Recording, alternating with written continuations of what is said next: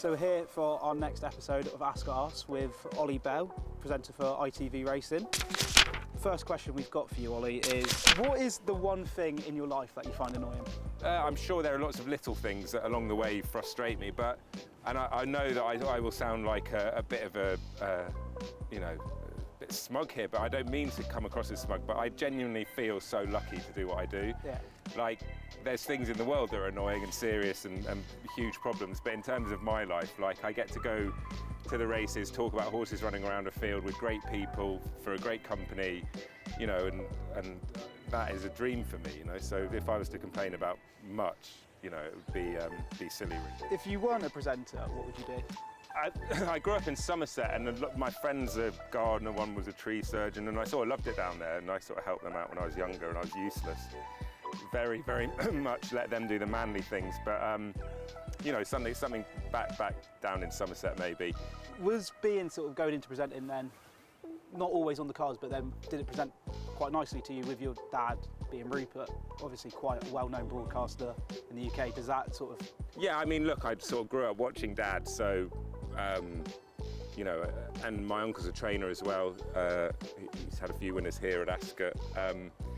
So yeah, I mean, it was kind of, I married up the two really, like the love of racing with what Dad did. I didn't want to be a trainer, too tall to be a jockey, etc. So I was, you know, but I really was passionate about the sport. So it was a case of finding an avenue into racing that suited my skill set, I guess. And so obviously doing that and what Dad did was like the easiest route into it. And obviously, if I wasn't talented enough, or you know, I'd like to think that Dad and people around me would have been honest and said, find something else to do. Yeah. But thankfully, everything sort of kind of worked out along the way. And when doors needed to open, they opened. I've been genuinely been very fortunate, and I don't take it in any way for granted, or don't recognise this kind of luck I've had along the way, which I think is a massive factor in life, really. Yeah, you touched upon your uncle there, Michael. If you could pick one of his horses, either currently or from the past, which horse would you like to own, train? Motivated, because he won the Derby. I mean, that was the greatest day I've had on a race course. Yeah. So it was, you know, I was very fortunate to be there that day, and what it meant to Michael and his side, you know, his kids and kind of his side of the family. His mum, my granny, was, you know, it was a very, very special day. That, and I honestly, in all my time in racing, I will never ever forget that day. So the next question for you, Ollie, is who is your sporting hero? I mean, growing up, I loved Brian Lara in cricket, Tiger Woods in golf. I mean, all the usuals. I think Roger Federer would be up there as well. I mean, it's fairly standard, my answers, but these people made what they did look so easy and effortless. Yeah. And as a huge sports fan, it was like such an honour to watch them, and yeah, loved it. So the fairly obvious ones, there wasn't someone other than maybe a fairly obvious one, as I led out with Kevin Gould, the former Wales under-16 striker. But yeah, Kevin Gould. That's a great answer, I love it. Thank you. What would your superpower be if you could pick one? I'd fly.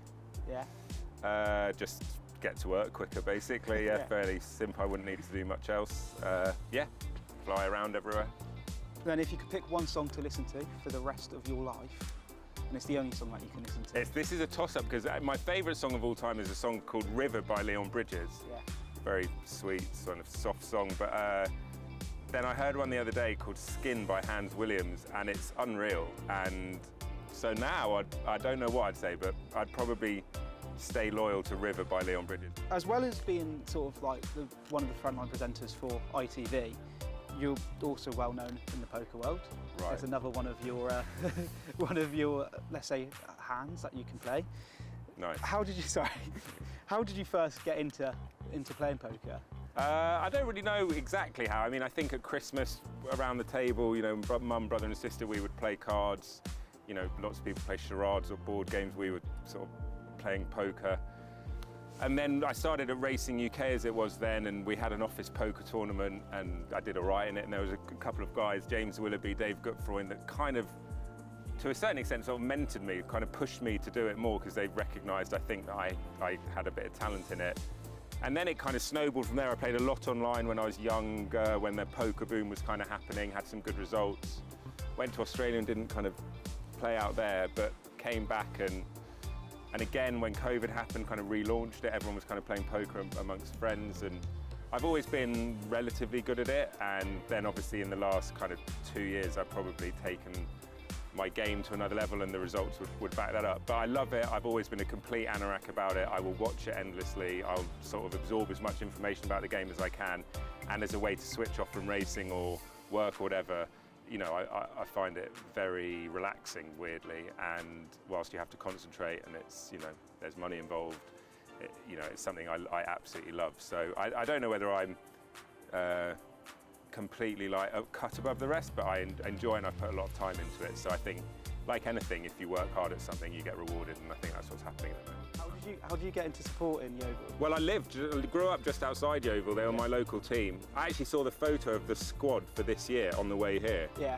And we've only got 18 players in the squad. We're going to really struggle this year, unfortunately. But when we were in the Dr. Martins League, as it was back then, I would go to Hewish Park, which is Yeovil's home ground. It was kind of 15 minutes away from where I lived. And around Somerset, I mean, you could go to Bristol and obviously have Rovers in City or down to Plymouth. But there weren't many teams like that local to where I was. And I loved it. It was quiet, you know, it was safe. So Mum was happy to sort of let me go there when I was in, you know, as a teenager and just watch the games. Got into it, and then we went on this run to the Championship, which was unreal. And now we went on a run back the other way, and we're sort of levelled out again. But I got to know a lot of my friends are actually old players who got us, you know, got promoted and went to the Championship. And Sam Foley's a really good mate of mine. So yeah, I mean, yeah, it's something I'm sort of unique. Well, I thought I was unique until I met you with your Yeovil badge. But there aren't many of us. But yeah, I'm very proud to call myself a Yeovil fan. So, last couple of questions for you, Ollie. If you were deserted on an island and you could take 3 items with you, what would you take? I'd take a radio. Yeah. A football. Something practical to cut things down. A saw? Yeah, I think that's called a saw. Yeah. Thank you. Yeah, a saw. What's the proudest moment in your career today? I think I can answer this very, very easily, actually. The proudest moment in my career is unquestionably setting up helping to set up the Riding a Dream Academy with Naomi Lawson and Khadija Miller. And it kind of goes back to what I was saying about hopefully being able to use the platform or whatever to do something good. And I think when we set up the Riding a Dream Academy, it was very important to me and us who were involved in it to help people find a pathway into the sport that perhaps might not be that easy to. It kind of pulls back to everything we were talking about. I've been very fortunate. My uncle's a trainer, my dad worked in broadcasting, I've ended up here. So clearly that is privileged and advantageous, but for other people it's not as easy. So when I look back on my career, you can give me as many individual awards or team awards for ITV as there are in the world, and whilst they're incredibly great and amazing and I love them, there is no doubt about it in my mind that when I look back, the proudest thing will be seeing people shine in this sport who perhaps without the academy might not have had that opportunity. And recently Amela and Sienna rode in the Magnolia Cup. There's plenty of people, I mean the numbers are incredible in terms of people going into the industry, and I turn up often now at the races and they're leading up, they're involved in the sport, and every time I see a former academy student I have a sense of pride, and they're incredibly gifted, wonderful young people, and I think the sport should do more to champion those people throughout, not just through the academy but in other ways, because the sport is far, far better for having those people in it. Going with that horse racing theme, what's the one thing that you absolutely love about working in horse racing? I think for me, and I still get it, but I remember when I was younger and I first went racing, and I remember that sort of feeling that I got, you know, the emotion that it evoked. And obviously working in it now, it's a slightly different feeling. There's, you know, I've got to do a job, but ultimately I come racing to Ascot, a Royal Ascot for example, and when there's a great race or a great finish and you feel the noise at this place, the atmosphere in those stands behind us, the kind of rush of adrenaline, the sort of dopamine release from everyone, that kind of joyous celebration, like that obviously can happen in other sports, but like I don't think racing takes you on as wild and emotional roller coaster, you know, I think it is the sport that takes you on the most wild emotional roller coaster, and I still get that feeling, and I don't think that will ever leave me. You work with a lot of people on ITV Racing.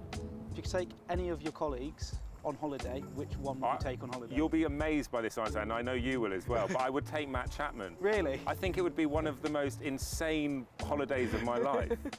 It would be great.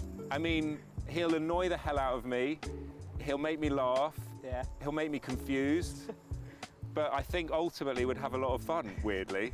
And yeah, so I would, purely so I could report back on what it was like as well. I go, no, never do that again. But no, he's a good man, Matt, and I would find that very entertaining. I'd also probably see if I could sneak Luke Harvey in the suitcase as well. I mean, they would be two brilliant people to go. That would be gold, wouldn't it? Yeah. It'd be a I mean, double act. we've seen some of the stuff that Luke does here on a Yeah, course. in swimming pools In already. swimming Yeah, been on pools and holiday here at everything. work, haven't we? Yeah, no, I mean, it's not a bad two to take on holiday. So last question for you, Ollie, is if you could be remembered once you retire, how would you like to be? Again, I think that's very simple. Like, I would like to be sort of killing me off, aren't you? This will be. Without doing this that, might yeah. be used one day. I would like to be remembered as someone who had a smile on their face, who was nice to be around, and who did an okay job, basically. Like, I don't need much sort of gratification or recognition in life, just as long as people went, he was an all right bloke. I think that's kind of all I need, really. Brilliant. Thank you, Ollie. Thank you so much, Cheers. fellow Yeovil fan. Yeah. What an honour. Thank you.